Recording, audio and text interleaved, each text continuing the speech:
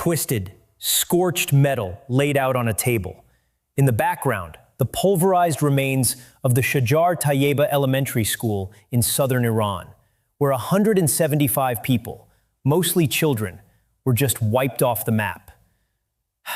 This isn't just another tragic image from a war zone. It is the smoking gun in a massive geopolitical cover-up. Welcome to the undeniable collision between political spin and cold, hard forensics. President Trump has stood before the cameras and adamantly insisted that Iran bombed its own people, even shockingly claiming that Tehran possesses American Tomahawk missiles. But the physical evidence pulled from the crater tells a drastically different, deeply uncomfortable story. We now have high-definition photographs of the shrapnel, and the markings stamped into that mangled steel are blowing a massive hole in the administration's official narrative. We are talking about classified serial numbers, specific defense contractor logos, and parts literally stamped "Made in USA." So what happens when the commander-in-chief's claims are directly contradicted by the unmistakable fingerprint of the American military-industrial complex? The stakes here are apocalyptic. We are witnessing a high-level battle over the truth of a mass casualty event that could permanently define the legacy of this entire war. Before we dive into the exclusive forensic breakdown of these missile fragments and expose exactly why the White House narrative is mathematically and technologically impossible, make sure you hit that subscribe button, leave a like on this video, and tell me in the comments, do you trust the official Pentagon briefings or do you trust the shrapnel? Let's look at the evidence. Based on explosive new forensic reporting by Christian Trabert, Malachy Brown, and John Ismay, the narrative surrounding the devastating February 28th strike in Minab, Iran, is rapidly unraveling. Mangled fragments of weaponry, reportedly pulled from the blast zone that leveled both an Iranian naval outpost and the adjacent Shajar Tayeba Elementary School, have surfaced. And according to a rigorous analysis by the New York Times, these aren't just random pieces of scrap metal. They carry the distinct, undeniable anatomical markings of an American cruise missile. The visual evidence dropped on Telegram via Iran's state broadcasting network.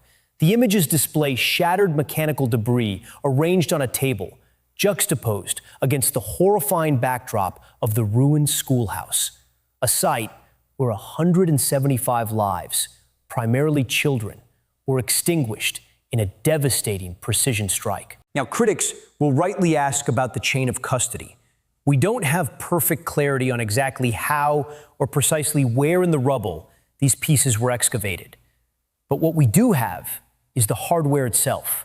The remnants bear specific serial numbers and manufacturing details that perfectly align with the strict categorization protocols of the U.S. Department of Defense and its elite defense contractors. The verdict? The shrapnel belongs to a U.S.-manufactured Tomahawk cruise missile, built no earlier than 2014. This physical evidence acts as the final puzzle piece in a growing mountain of reporting by the Times, which has consistently indicated that the school was collateral damage during a massive American bombardment of the neighboring naval facility. Need a refresher on the timeline? Just this past Sunday, Iran's semi-official Mehr news agency released footage, independently verified by Western outlets, capturing a Tomahawk screaming into a medical clinic within that exact naval compound. The Pentagon itself classifies the Tomahawk as a premier precision-guided munition, and the timeline is locked in stone. The Defense Department proudly circulated footage of U.S. Navy destroyers unleashing a volley of Tomahawks at Iranian targets on February 28th, the exact day the Minab school was obliterated.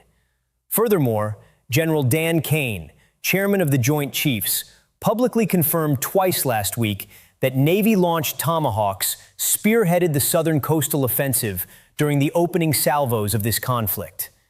Yet the commander-in-chief is digging his heels in. On Saturday, President Trump flatly accused Iran of bombing its own school, offering absolutely zero supporting intelligence. By Monday, he doubled down on this explosive theory. When pressed by a Times reporter, the president boldly claimed that Iran actually possesses Tomahawk missiles, stating, "As you know, numerous other nations have Tomahawks. They buy them from us." Here is the blunt, factual reality. Iran does not have Tomahawks. The proliferation of this weapon is incredibly tight. Any foreign nation purchasing Tomahawks requires ironclad State Department authorization before even dreaming of transferring them to a third party like Tehran. Beyond the United States, the exclusive club of known Tomahawk operators includes exactly two nations, Britain and Australia. Yes, Japan and the Netherlands secured purchase agreements for 2024 and 2025, respectively. And yes, President Trump previously floated the idea of gifting them to Ukraine back in October, before dropping the concept entirely. But Iran? Not on the list. Let's play devil's advocate. Let's pretend Tehran somehow smuggled a Tomahawk across its borders. They still face an insurmountable technological wall. Programming a Tomahawk's flight path and uploading that encrypted data into the missile's onboard computer requires highly specialized, classified American equipment. Moreover, you need a specific, sophisticated launcher to fire the weapon without destroying it on the pad. While Iran manufactures its own domestic cruise missiles for land strikes, their designs are visually completely distinct from a Tomahawk. Differences obvious even to a layman at a distance. The forensic deep dive into the photos leaves no room for doubt. One piece of the wreckage is clearly marked SDL Antenna, Satellite Data Link Antenna. That is a proprietary communications upgrade integrated into modern Tomahawk variants. A unique DoD contract code etched into the metal traces the component back to a 2014 military order fulfilled by Ball Aerospace Technologies, a Boulder, Colorado-based contractor swallowed up by BAE in 2024. Another fragment boldly features the stamp Made in USA, right next to the logo for Globe Motors, an Ohio-based manufacturer. A quick search of federal spending databases reveals this exact company holds multi-million-dollar defense contracts to supply actuator motors, the precise mechanisms that manipulate the guidance fins to steer a Tomahawk in flight. This isn't a one-off anomaly. These exact components perfectly match archived debris from past Tomahawk strikes. The open-source munitions portal, a massive database of battlefield forensics, holds identical photographs of Globe Motors components and circuit boards recovered from strike zones in Yemen. A similar Globe Motors part was also cataloged in Syria. Trevor Ball, a seasoned former U.S. Army explosive ordnance disposal tech, now analyzing data for Bellingcat, examined the Minab photos. His conclusion was absolute. These are the guts of a Tomahawk. And it's not his first rodeo. He has identified identical American missile shrapnel across various Iranian impact sites since this joint U.S.-Israeli war began. The president noted the incident is under investigation and stated he is willing to live with whatever the results show.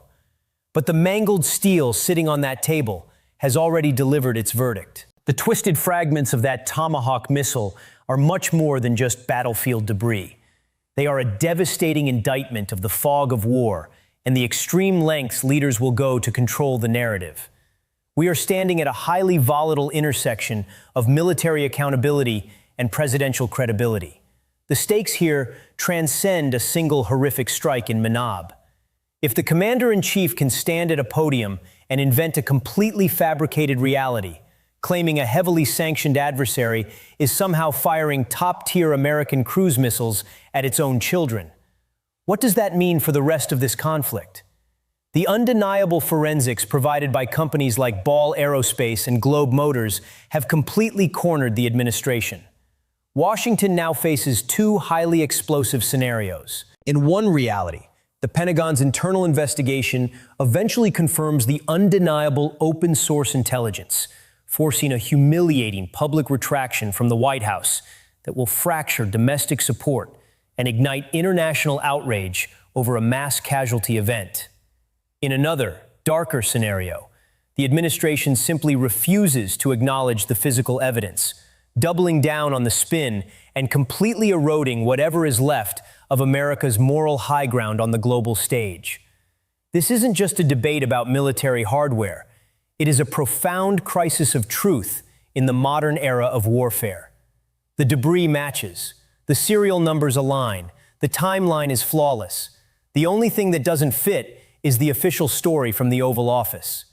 As this war grinds onward, we have to ask ourselves, how many more pieces of American steel will be pulled from the rubble before the narrative cracks entirely? What do you think the White House will do next?